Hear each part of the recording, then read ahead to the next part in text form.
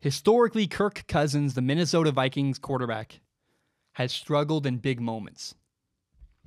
I'm going to give you a lot of information next. I want you to listen, try to digest everything I'm going to say, because I think it's important evidence to back up a claim I'm going to make.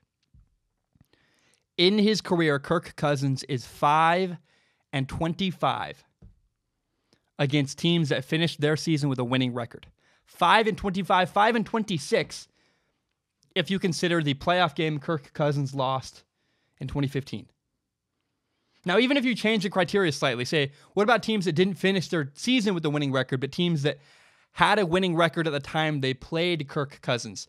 Kirk Cousins is 9-19-1 against teams that had winning records at the time they played the game. Either way you look at it, that's a disappointing result. Kirk has a very strongly, very much a losing record against teams with winning records. He's 0-7 on Monday Night Football. He is 4-12 in the 16 games he's played at night, games we call primetime games, with a lot of eyeballs, games a lot of people watching, millions of people versus, a way more spread out population of people watching. Now, personally, I think those stats are a bit annoying. In my opinion, I'm not a big stat head. I don't like stats very much. It's obvious to me. You see it in politics, you see it in sports, you see it everywhere in the world. People have gotten really good at manipulating statistics and manipulating numbers. I don't live or die by the numbers. Who cares what games he won? What's the context of the games that Kirk Cousins won and lost? What happened? Because context matters, it must be acknowledged. We got to talk about it. And you got to, really be clear. Kirk Cousins has played on a lot of average teams, right? He's been often in primetime games with not a great team around him, going against really good teams with winning records. Games like, in 2017, they played the Cowboys, who made the playoffs and had a great year that year. Or also in 2017, they played the Eagles, who went on to win the Super Bowl. Those are two primetime games Kirk Cousins played that year, and he was desperately overmatched and outmatched because the rosters he played against were much better than the ones he had to work with. And last season in 2018, the Minnesota Vikings were a mess. They were terrible. They had a bad O-line. They had, weird offensive schemes, a lot of problems behind the scenes, I believe, with coaching. I did a whole breakdown of the Vikings last year. They were a mess. So context does matter, right? He's not had great help around him. He had a bad offensive line last year. When you talk about the games Kirk Cousins has won and lost, context matters. But even with context, you look at what happened. Despite the win-loss record, what went on in the game? He's had some really good games on primetime in big moments, and he's had some really bad games in primetime moments with a lot of people watching. Some of them were terrible, some of them were great. In 2014, he had 5 turnovers, 4 interceptions, and 1 fumble, and they lost 45-14 to the Giants. Primetime game, played horribly. In 2015, though, he beat the Eagles 38-14. His team did. He had 365 yards, 4 touchdowns, and no interceptions. Contrasting, one game, 5 turnovers, horrible. The other game he won by blowout on the other side, had a great game. How about in 2016 against the Packers? In prime time, he had 3 touchdowns, no interceptions. He beat the Packers. His team beat the Packers 42-24. Now in 2018, last year, against the Rams, I know a lot of information. His team lost to the Rams 38-31. He had a great game statistically. 422 yards passing, 3 touchdowns. But he had a costly fumble late that influenced the end of the game. Close loss, had a good stat line, but a turnover late. What about, again, in 2018, week 11 versus the Bears?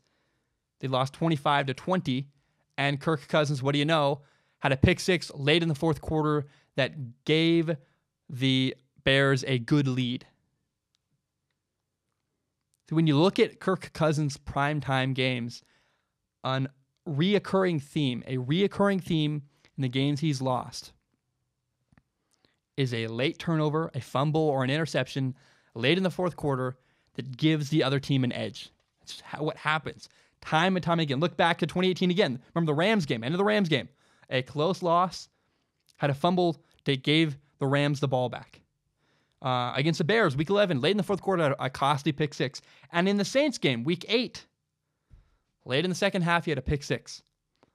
Now, I know it's a lot of information. I said a lot of stuff. I said he's bad. The numbers are bad, but he's played on bad teams. But if you look at the mistakes Kirk has made, he's made a lot of mistakes in big-time games and big moments and turned over the ball. And the point I'm trying to make is that Kirk has really struggled in big moments in his career. There are outliers. He's got good games. Of course, everyone has good games. That's fine. And yes, the win-loss record for Kirk Cousins sometimes is because he's a victim of the bad team around him.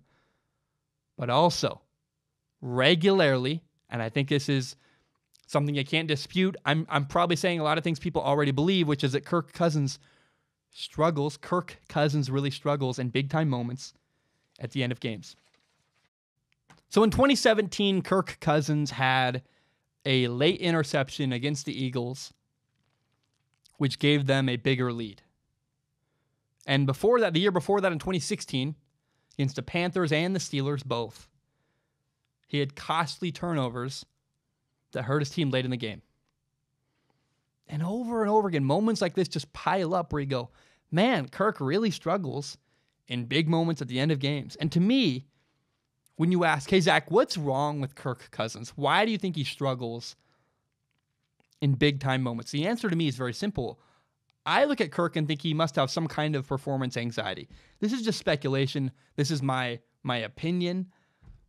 But it looks like he gets flustered in high-pressure, intense situations, stressful situations. I don't think he handles them very well. The best example I can think of is this, where in 2015, right before halftime against the Eagles, Kirk Cousins' team, the Redskins, had the ball. They're on like the 6-yard line. The clock is running down. Pressure's building and building. Tick-tock, tick-tock, tick-tock.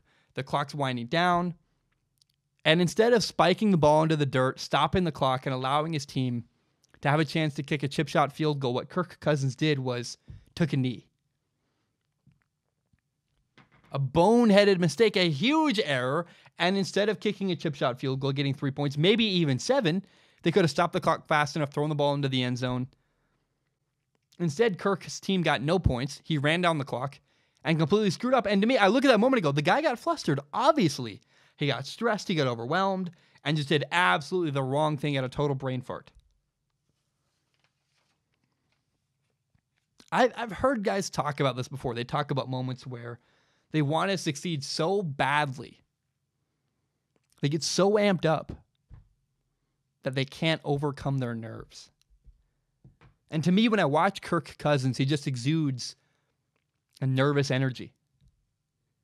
Look, this is all speculation. I'm just telling you what I see and what my opinion is. But if you ask me, hey, Zach, what's wrong with Kirk Cousins? Why does he struggle in big moments? I think he just gets too amped up.